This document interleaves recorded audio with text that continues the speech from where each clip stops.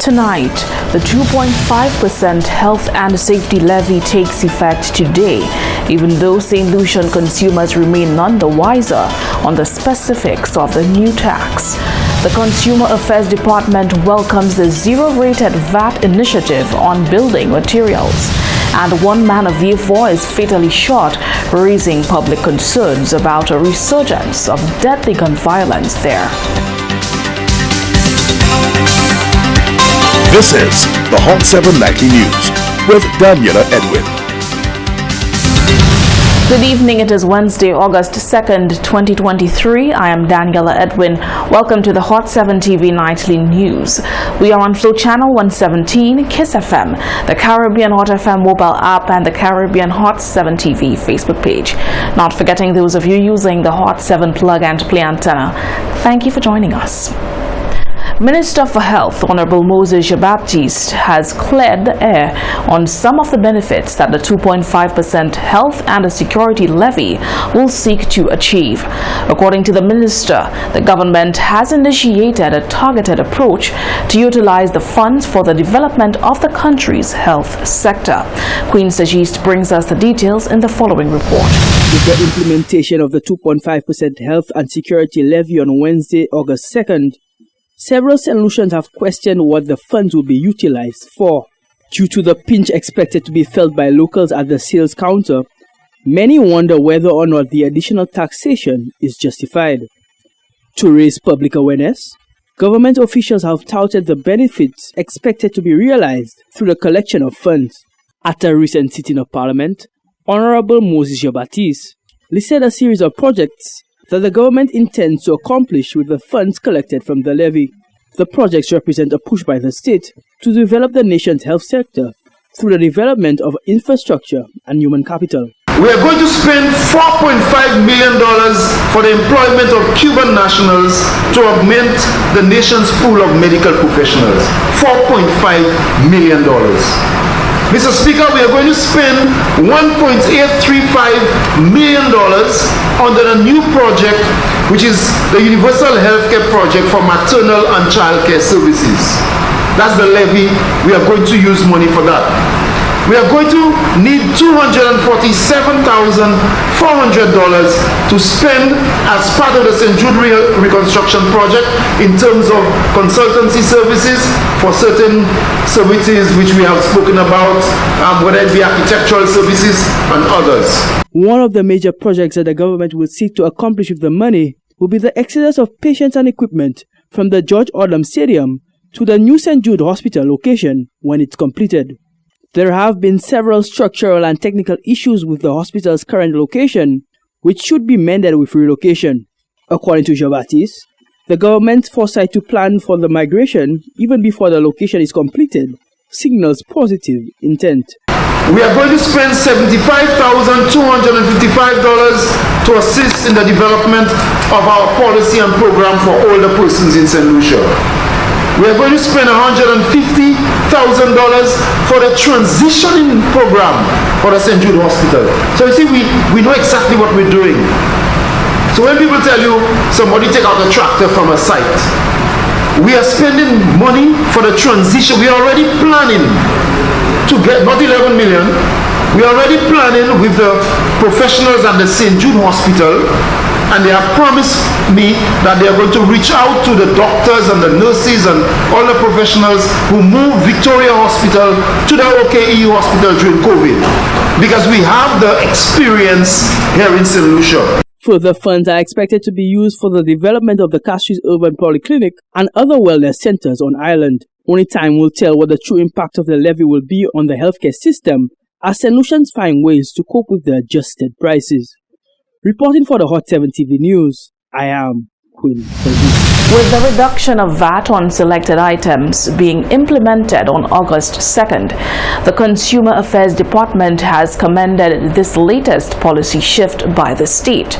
According to Permanent Secretary in the Ministry of Commerce, Sophia Alfie-Henry, the move will provide the public with the opportunity to carry out long-delayed but essential home remodeling, reinforcement, and renovation projects.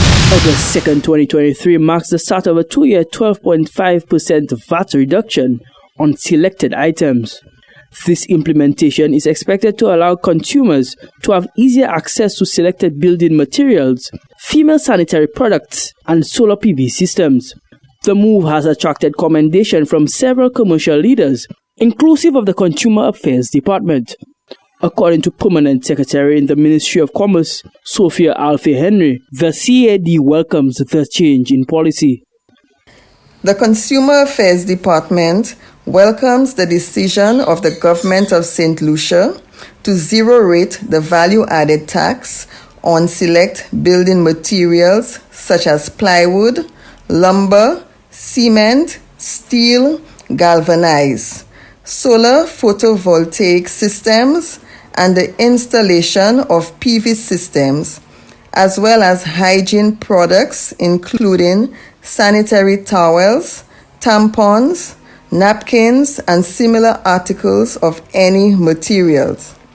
The public should note that the 12.5% VAT reduction commences from August 2nd, 2023 to August 1st, 2025. Because of St. Lucia's vulnerability to exogenous shocks such as hurricanes and other weather events, the need for building reinforcement is vital. Henry believes that the implementation of this new policy provides the opportunity for consumers to upscale or secure their residencies due to the decrease in the cost of building materials. We expect that this 12.5% VAT reduction, aimed at improving consumer spending power, will be reflected in the reduced cost of these supplies once all other factors remain constant, including the cost of importing these goods and related inputs. Consumers are encouraged to maximize this window of opportunity to undertake the construction of residential and commercial properties, to carry out long-delayed but essential home remodeling, reinforcement, and renovation projects. Further, the PS noted that the CAD will engage with retailers to monitor the prices of goods to ensure that the intended benefit to the consumer is realized. She added that the department looks forward to connecting with the relevant stakeholders throughout the 2-year period. In order to assess the effectiveness of this policy measure, the Ministry of Commerce, through its Consumer Affairs Department, has commenced a project to obtain the baseline prices of these supplies and will continue to monitor the imported and retail prices.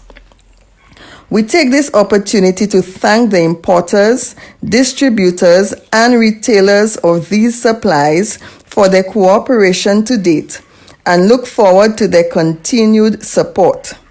The Ministry of Commerce remains committed to providing guidance to the business community to facilitate compliance and to ensure consumers receive relevant and timely information to make informed purchasing decisions.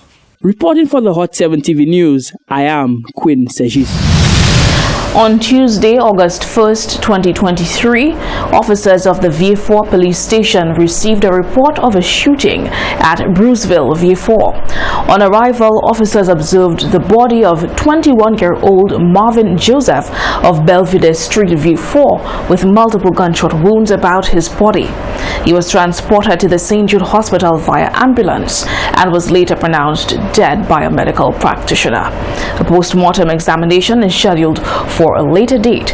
Investigations are ongoing into this incident. The Royal St. Lucia Police Force urges anyone with information regarding this incident to call the VA4 police station at 456-3906, 285-2146 or the crime hotline at 555 for anonymous reporting. Still in the first segment of the broadcast, the POV. The POV provides you, our valued viewers and listeners, an opportunity to sound off on trending issues in the news only from your point of view. Deadly gun violence on Emancipation Day has broken the lull in escalated crime in VA4. The situation has prompted concern about revenge killings in the south of the island. Our question to you is, are you concerned that Tuesday's killing in VA4 could give rise to a killing spree there? Here is what you had to say.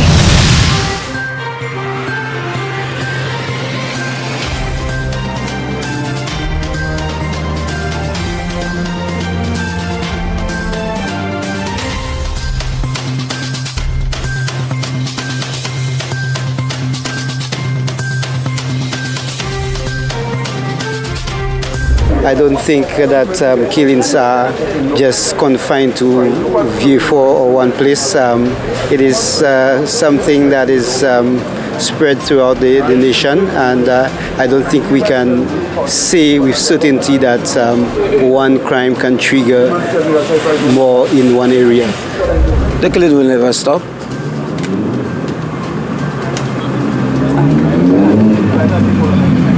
Because how it's going on right now, it shows a sign of revenge. So there will always be revenge.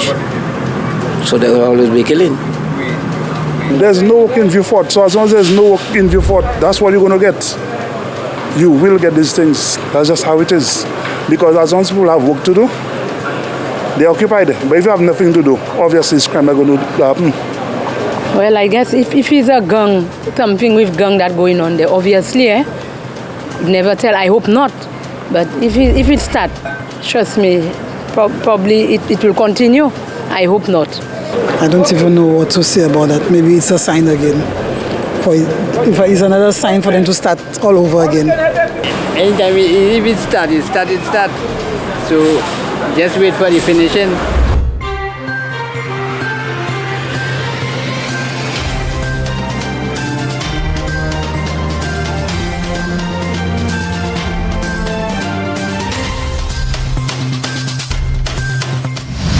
Coming up next, correctional officers remain dissatisfied with the pace at which their grievances are being addressed, and the summer vacation provides a timely opportunity for clubs and organizations to engage youth.